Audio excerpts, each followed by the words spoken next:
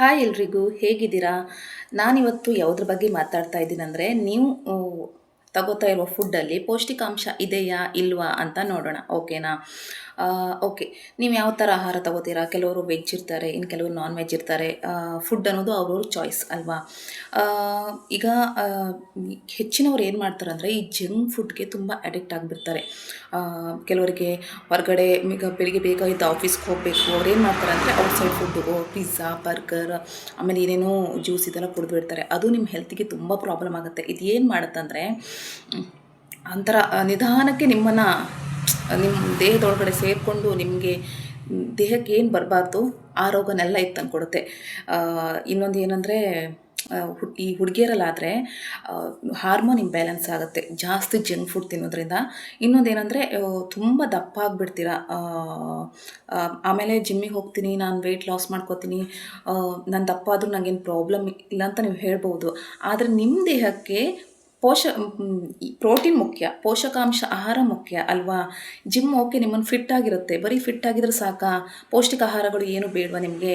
ಅದಕ್ಕೋಸ್ಕರ ಏನು ಮಾಡಬೇಕಂದ್ರೆ, ಜಂಕ್ ಫುಡ್ ಅಪರೂಪ ಏನು ತಿಂದರೆ ಏನೋ ಆಗಲ್ಲ ಅನ್ಕೋತೀನಿ, ಆದರೆ ಜಾಸ್ತಿ ಡೈಲಿ ತಿನ್ನೋದ್ರಿಂದ ತುಂಬ ಪ್ರಾಬ್ಲಮ್ ಆಗುತ್ತೆ. ಮೊನ್ನೆ ಒಂದು ನ್ಯೂಸಲ್ಲಿ ನೋಡಿದೆ, ಪಾಪ ಒಂದು ಚಿಕ್ಕ ಹುಡುಗಿ, ಅವರು ಏನೋ ವರ್ಕ್ ಮಾಡ್ತಾ ಇದ್ದಾರೆ, ಜಾಸ್ತಿ ಔಟ್ಸೈಡ್ ಫುಡ್ ತಿಂದೆ ಅವ್ರಿಗೇನೋ ಪ್ರಾಬ್ಲಮ್ ಆಗಿದೆ ಅಲ್ಲ, ಹೆಲ್ತ್ ಪ್ರಾಬ್ಲಮ್ಮು.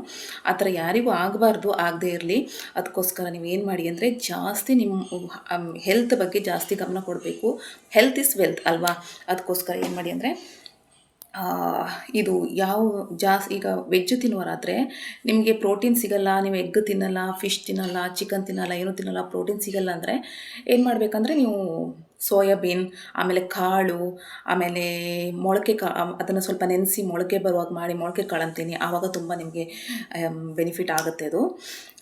ಮತ್ತು ನಾನ್ ವೆಜ್ ತಿನ್ನೋರಾದರೆ ಎಗ್ ತಿನ್ನಿ. ಎಗ್ಗಿನಲ್ಲಿ ಎಷ್ಟು ಪ್ರೋಟೀನ್ ಇದೆ ಅಂತ ನಿಮ್ಮೆಲ್ಲರಿಗೂ ಗೊತ್ತು. ಮೊನ್ನೆ ಏನೋ ಒಂದು ನ್ಯೂಸ್ ಬಂತು, ಎಗ್ ತಿಂದರೆ ಹಾಗಾಗುತ್ತಂತೆ, ಹೀಗಾಗುತ್ತಂತೆ, ಅದರಲ್ಲಿ ಹಾಗಿದೆ ಅಂತೆ, ಹೀಗಿದೆ ಅಂತೆ, ಏನೋ ಹೇಳ್ತಾ ಇದ್ದಾರೆ. ನನಗನ್ಸುತ್ತೆ ಆ ಥರ ಎಗ್ಗಲ್ಲಿ ಏನಾದರೂ ಅಷ್ಟು ಎಗ್ ಡೇಂಜರ್ ಆದರೆ ಎಗ್ಗನ್ನು ಬ್ಯಾನ್ ಮಾಡ್ತಾಯಿದ್ರು ಅಲ್ವಾ? ಎಲ್ಲ ಮಾರ್ಕೆಟಲ್ಲಿ ಇವಾಗಲೂ ಎಗ್ ಇದೆ, ಎಲ್ಲರೂ ತಂದು ತಿಂತಾ ಇದ್ದಾರೆ. ಒಂದ್ಸಲ ಮ್ಯಾಗಿಯಲ್ಲಿ ಏನೋ ಪ್ರಾಬ್ಲಮ್ ಆಗಿದೆ ಅಂತ ಹೇಳ್ಕೊಂಡು ಅದನ್ನು ಬ್ಯಾನ್ ಮಾಡ್ತಾರಲ್ವ? ಹಾಗೆ ಏನಾದ್ರು ಅಂಥ ಮನುಷ್ಯನಿಗೆ ಅಷ್ಟು ಪ್ರಾಬ್ಲಮ್ ಇದ್ದರೆ ಅವ್ರು ಬ್ಯಾನ್ ಮಾಡ್ತಾರೆ ಅಲ್ವಾ? ಅದಕ್ಕೋಸ್ಕರ ಹಾಗೇನಿರಲ್ಲ. ಎಗ್ಗನ್ನು ಜಾಸ್ತಿ ತಿನ್ಲಿಕ್ಕೆ ಹೋಗ್ಬೇಡಿ, ಡೈಲಿ ಒಂದು ಎಗ್ ಸಾಕು. ಮತ್ತು ಇನ್ನೊಂದು ಏನಂದರೆ, ನೀವು ಫಿಶ್ ತಿನ್ನಿ. ಫಿಶ್ಶಿಂದ ನಿಮ್ಮ ಹೆಲ್ತಿಗೆ ತುಂಬ ತುಂಬ ಬೆನಿಫಿಟ್ಸ್ ಇದೆ ಗೊತ್ತಾ? ನಿಮ್ಮ ಕಣ್ಣು ಚುರುಕಾಗುತ್ತೆ, ನಿಮ್ಮ ಮೈಂಡ್ ಶಾರ್ಪ್ ಆಗುತ್ತೆ, ನಿಮ್ಮ ಸ್ಕಿನ್ ಗ್ಲೋ ಆಗುತ್ತೆ. ಫಿಶ್ನ ತಿನ್ನೋದ್ರಿಂದ ಇನ್ನೂ ನೀವು ಚೆನ್ನಾಗಿರ್ಬೋದು.